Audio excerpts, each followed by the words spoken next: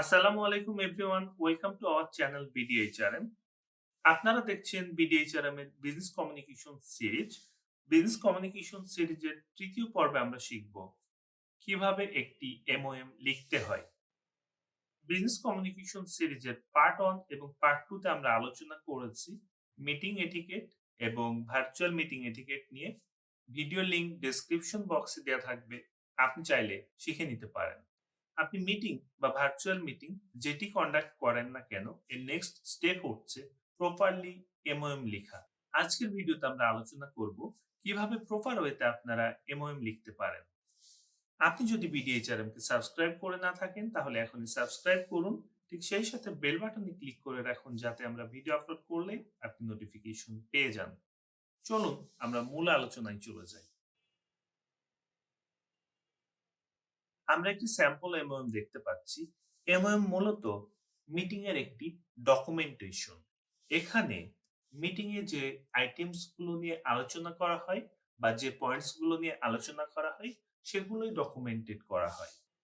এবং যে পয়েন্টস গুলো নিয়ে আলোচনা করা হয় সে পয়েন্টস গুলোর অ্যাকশন পয়েন্টস কি হবে এবং এই অ্যাকশন পয়েন্টস গুলোর জন্য কে বা কারা রেসপন্সিবল সেটি এমওএম এ ডকুমেন্টেড করা হয়। এবং এই যে অ্যাকশন পয়েন্টস গুলো আছে এগুলোর ডিউ ডেট কি হবে বা ডেডলাইন কি হবে সেটিও এখানে ডকুমেন্টেড করা হয়। এবারে আসলে আমরা শিখে ফেলি কিভাবে এমওএম লিখতে হবে। কোনো অর্গানাইজেশনের এমওএম লেখার জন্য একটি স্পেসিফিক ফরম্যাট থাকে। আপনি যে অর্গানাইজেশনে কাজ করেন সেখানে যদি এমওএম এর একটি নির্দিষ্ট ফরম্যাট থাকে তাহলে আপনি সে ফরম্যাটটি ব্যবহার করবেন। আর যদি আপনার অর্গানাইজেশনে কোনো প্রপার ফরম্যাট না থেকে থাকে তাহলে আপনারা আমাদের ফরম্যাটটি ব্যবহার করতে পারেন। আপনি যাতে আমাদের ফরম্যাটটি ব্যবহার করতে পারেন সেজন্য আমাদের ফরম্যাটের লিংক ডেসক্রিপশন বক্সে দেয়া থাকবে, আপনি চাইলে ডাউনলোড করে নিতে পারেন।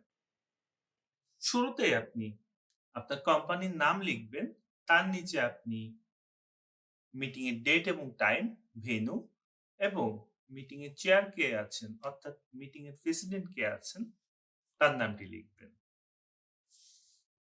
এরপর আপনি মিটিং এর পার্টিসিপেন্ট গুলোর নাম লিখবেন এবং অ্যাপোলজিস অংশে কেউ যদি মিটিং এ অ্যাটেন্ড না করে থাকে তার নামটিও লিখবেন। নামের সাথে আপনার ইচ্ছে হলে আপনি মিটিং পার্টিসিপেন্টের পজিশন বা ডেজিগনেশনও দিতে পারেন।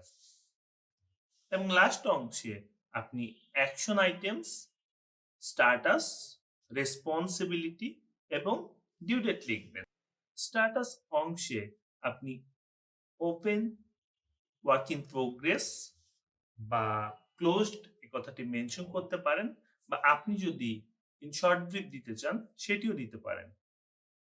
চলুন আমরা একটি এমওএম লিখে ফেলি।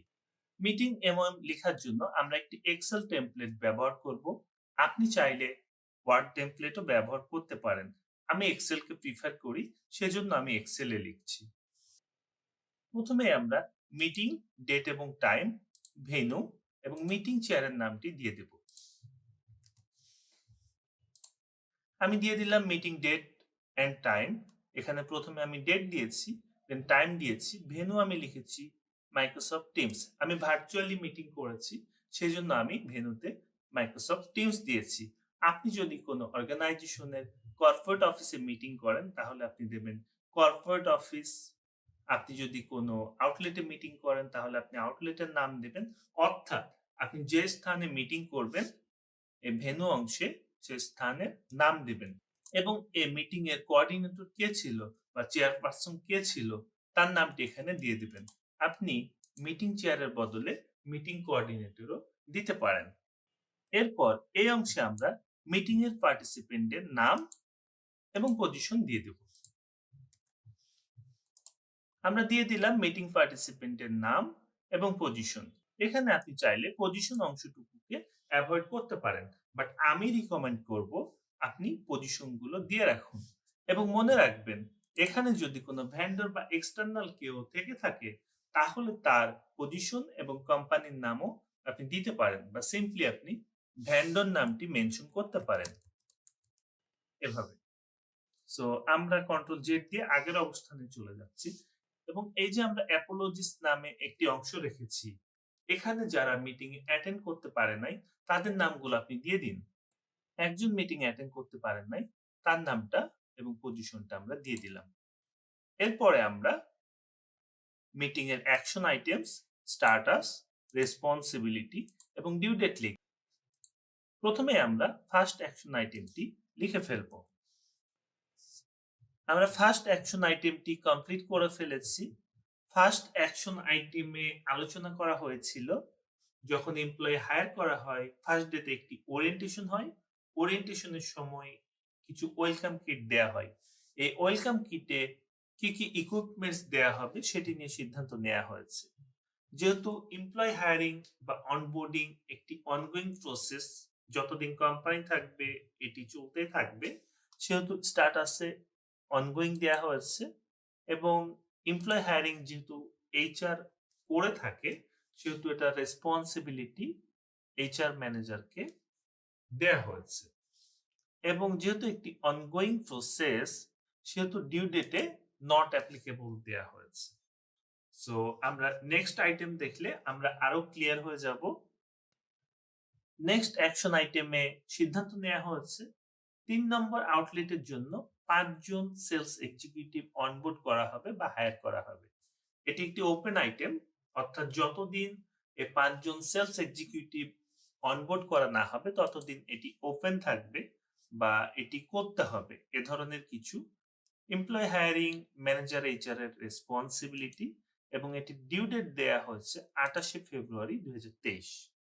থার্ড অ্যাকশন আইটেম দেখলে আমরা আরো একটু ক্লিয়ার হয়ে যাব। ফিন্যান্স ডিপার্টমেন্টের জন্য একটি অর্গানোগ্রাম ক্রিয়েট করে বোর্ডে সাবমিট করতে হবে। এটি একটি ওপেন আইটেম। যেহেতু ফিন্যান্স ডিপার্টমেন্টের জন্য অর্গানোগ্রাম ক্রিয়েট করা হবে, সেহেতু ফিন্যান্স ম্যানেজার এটার জন্য রেসপন্সিবল এবং অর্গানোগ্রাম ক্রিয়েট করা যেহেতু এইচআর ডিপার্টমেন্টের কাজ, সেহেতু এইচআর ম্যানেজারও এটির জন্য রেসপন্সিবল। দ্যাট মিনস এখানে ডুয়েল রেসপন্সিবিলিটি আছে, তাই ২ জনের ডেজিগনেশনই মেনশন করা আছে এবং অ্যাজ ইউজুয়াল একটি ডেডলাইন দেয়া আছে। এটিও একটি ওপেন আইটেম, যেহেতু এটি কমপ্লিট করতে হবে এবং এইচআর ম্যানেজার এবং ফিন্যান্স ম্যানেজারকে 5 ফেব্রুয়ারির ভেতর এটি কমপ্লিট করতে হবে। এবারে আমরা ৪ নম্বর অ্যাকশন আইটেম দেখব। ৪ নম্বর অ্যাকশন আইটেমে যেটি নিয়ে আলোচনা করা হয়েছে তা হলো নতুন একজন অ্যাডমিন ম্যানেজার হায়ার করা হবে এবং তার জন্য ল্যাপটপ প্রকিউর করতে হবে, অর্থাৎ ল্যাপটপ কিনতে হবে। তাই অ্যাকশন আইটেম লেখা হয়েছে new admin managers laptop to be procured. এটি অলরেডি করে ফেলেছে আমাদের আইটি ম্যানেজার এবং অ্যাডমিন ম্যানেজার, সেহেতু স্ট্যাটাস অংশে ক্লোজড লেখা হয়েছে। যেহেতু ইটস অলরেডি ডান, সেহেতু ডিউ ডেটের এখানে নট অ্যাপ্লিকেবল করা হয়েছে। অর্থাৎ মিটিং এ এটি নিয়ে আলোচনা করা হয়েছে ল্যাপটপটি প্রকিউর করা হয়েছে কিনা। অ্যাডমিন থেকে জানানো হয়েছে it's already done. That means status closed. তাই এখানে ক্লোজড মেনশন করা হয়েছে এবং ক্লোজড যেহেতু স্ট্যাটাস, সেহেতু ডিউ ডেট এখানে নট অ্যাপ্লিকেবল করা হয়েছে। আজকের ভিডিওতে আমরা আলোচনা করলাম কিভাবে একটি মিটিং এর এমওএম লেখা যায়। আপনাদের মনে কোনো প্রশ্ন থাকলে কমেন্ট বক্সে জানান। ভিডিওটি ভালো লাগলে একটি লাইক দিন এবং বেশি বেশি শেয়ার করুন, যাতে অনেকেই এটি থেকে উপকৃত হতে পারেন। আমাদের ভিডিওটি দেখার জন্য সকলকে ধন্যবাদ।